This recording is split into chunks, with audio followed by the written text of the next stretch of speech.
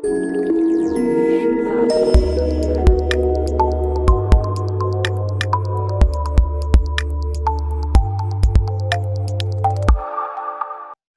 everyone, I'm Avijit and I work with Huawei as the lead architect. Today I'm going to present our Metadata I/O improvement strategies for HPC workload.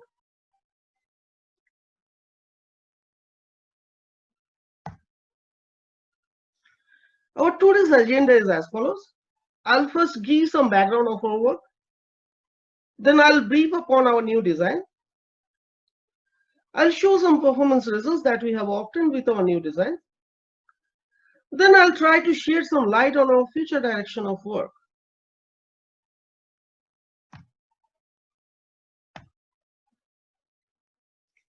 Okay, so what is HPC and why storage plays a critical role there? High performance computing is the ability to process data and performing complex calculations at high speed. To put things into perspective, our typical desktop performs around 3 billion calculations per second, whereas in HPC, a supercomputer performs few quadrillions of calculations per second. HPC includes variety of scientific simulations, gene sequencing, weather forecasting, etc., and typically deals with very large amount of dataset. Keeping the entire dataset in main memory is practically an impossible task. Hence, to achieve such computational speed, storage subsystem needs to be extremely fast. And this is a growing challenge for engineering community even after a lot of technological advancements like NVMe SSD and storage class persistent memory like PCM.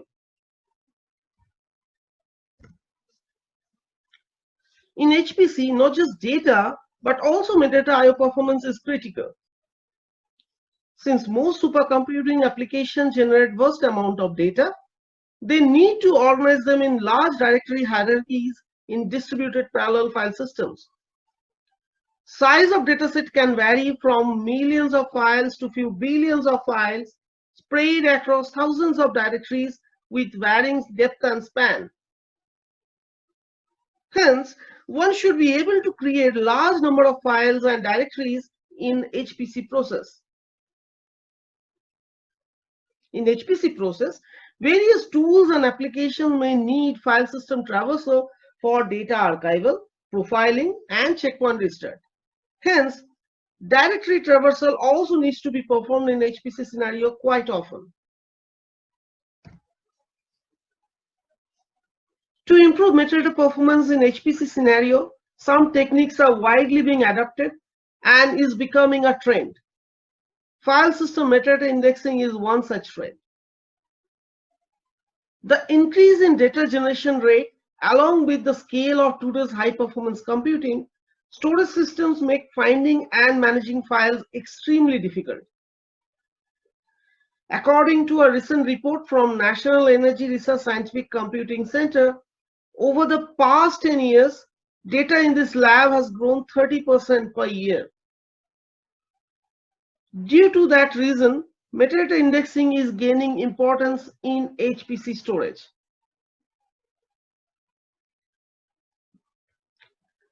Current state-of-the-art metadata indexing techniques on HPC storage systems include Spyglass, SmartStore, and GigaPlus. Current metadata indexing technique either use spatial trees or an external database to index metadata.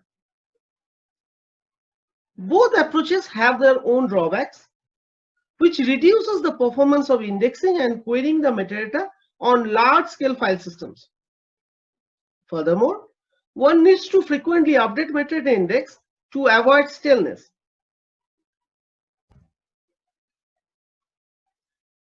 After metadata indexing is done, regular reindexing needs to be performed so that metadata search queries do not return out-of-date results.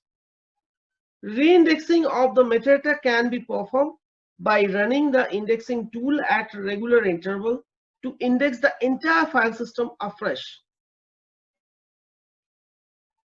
There are mainly two methods being followed to collect metadata changes: snapshot-based method and changelog-based method.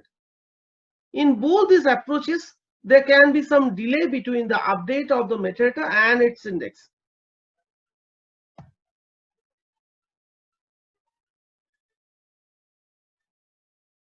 Optimization of metadata cache consistency model at client is another well-known technique.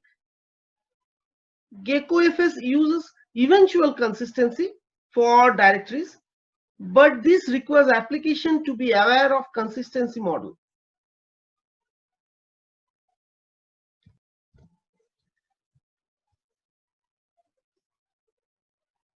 In our design, we have tried to improve the metadata I/O performance by addressing those that are commonly quite known problems, yet being overlooked so far.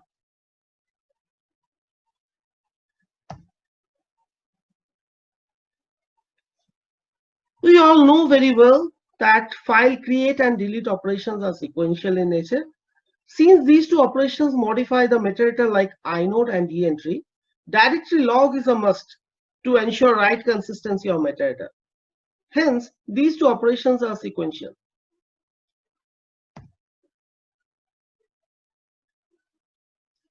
We come up with a design where we try to utilize the queuing time delay each create or delete request sees due to the log contention and try to reduce the overall effect of serialization by batching multiple commits together.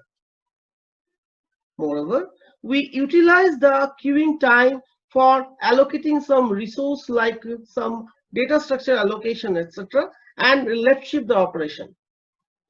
This helps overlapping some part of the operation with other operations and hence overall time reduces.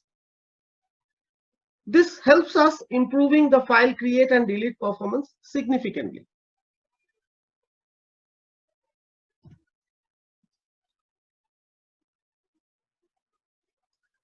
After create and delete performance, now we shift our focus towards the performance of find.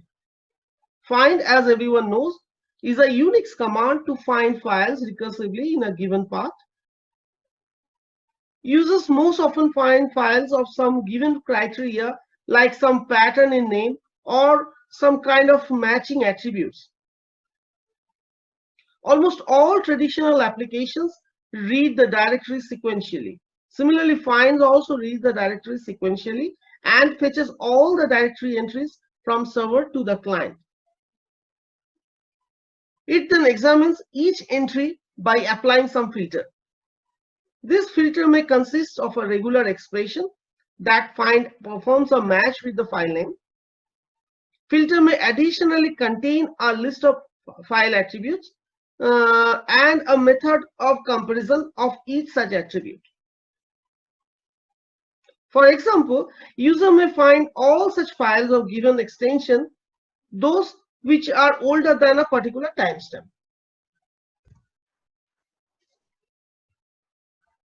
In this particular example, user tries to find all the files with an extension of .log that are lesser than 1 MB size and newer than a reference file. Hence, filter will consist of a regular expression, size, and a timestamp. It will also consist of two comparison methods for size and timestamp. In this method, application brings over network a large number of directory entries depending upon the number of files inside a directory, consuming huge network bandwidth. Since directory read is a sequential task, this also requires a lot of time to fetch all the directory entries. Application allocates a finite size buffer and file system can return only a few entries at once. Hence, application needs to issue many read requests and usually these read requests are all sequential. In most of the cases, find eliminates a large number of entries after applying filter and user may need only a few entries, but application end up fetching a very large number of entries, resulting wastage of resources like network bandwidth and both server and client-side memory and CPU.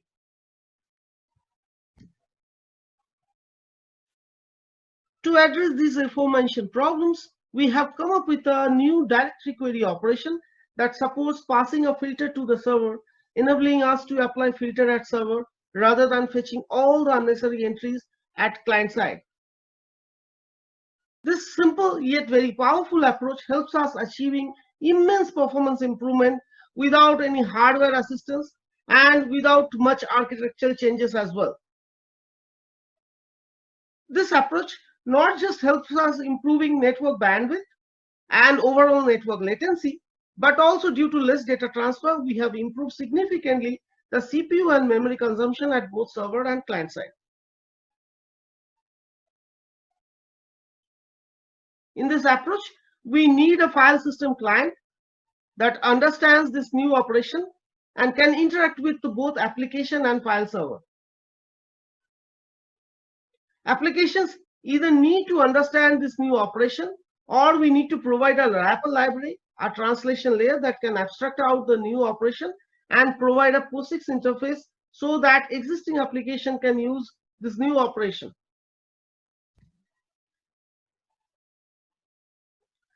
To integrate with existing applications that use POSIX interface like read to read directory, we implement a library that intercepts the libc API, and inside the library we use IOCTL to implement this new query directory operation.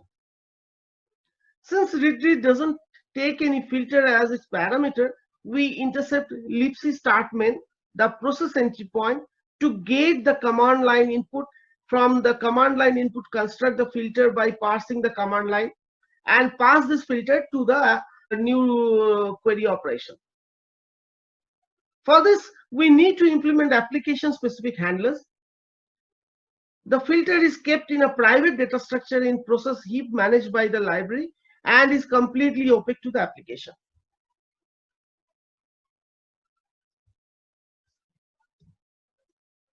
To evaluate our new design, we have used IO500 benchmarking tool. IO500 is a well-known benchmarking tool in HPC community. Now the question is, why IO500?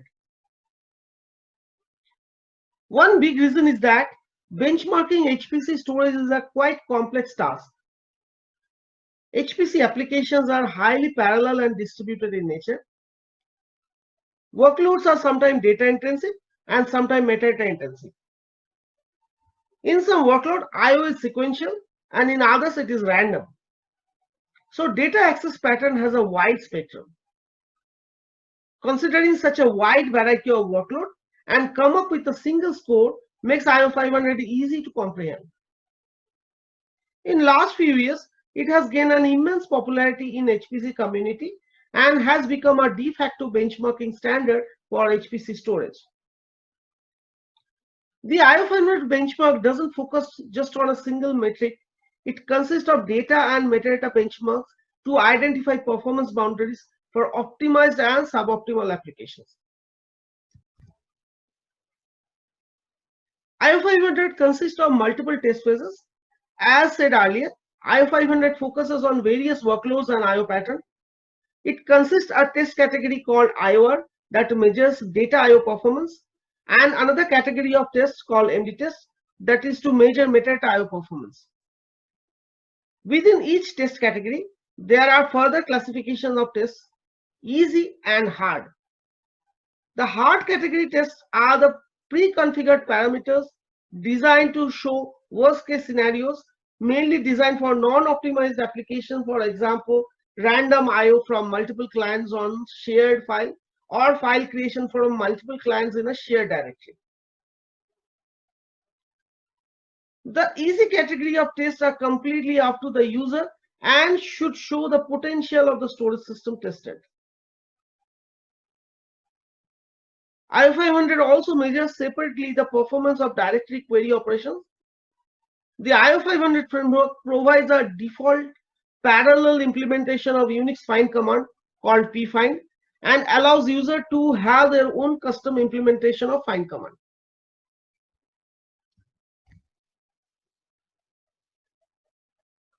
IO500 test phases cover the entire data lifecycle starting from the creation of dataset to cleanup and measures the performance of storage subsystem in all these phases throughout the lifecycle of data, revealing all the bottlenecks in various phases and provides a comprehensive view of storage performance. But even then, the number of metrics are not large, unlike other micro benchmarks, and easy to comprehend, even for non-experts. IO500 has total 12 test cases, and each test case yields a single score, making the comparison between different products simple. As mentioned earlier, test cases are broadly categorized into two major categories. One is indicative of throughput, and the other is of IOPS. These two test categories contribute equally to the final score.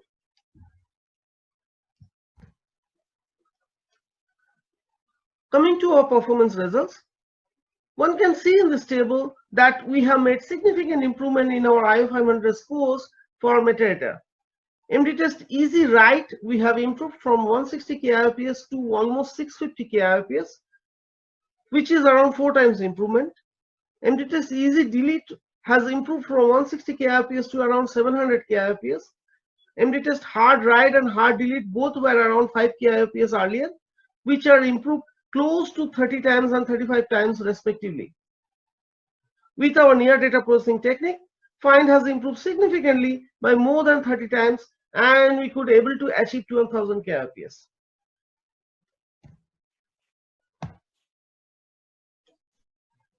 Our future plan is to improve further on metadata I/O performance. We foresee opportunity for improvement in metadata prefetch to improve MDTest stat test cases. We also believe that building intelligence in cache based on application data access pattern can improve metadata I/O performance multifold. I would like to conclude here by saying that we have ocean of opportunities for new innovation, as every day comes with a new technical challenge.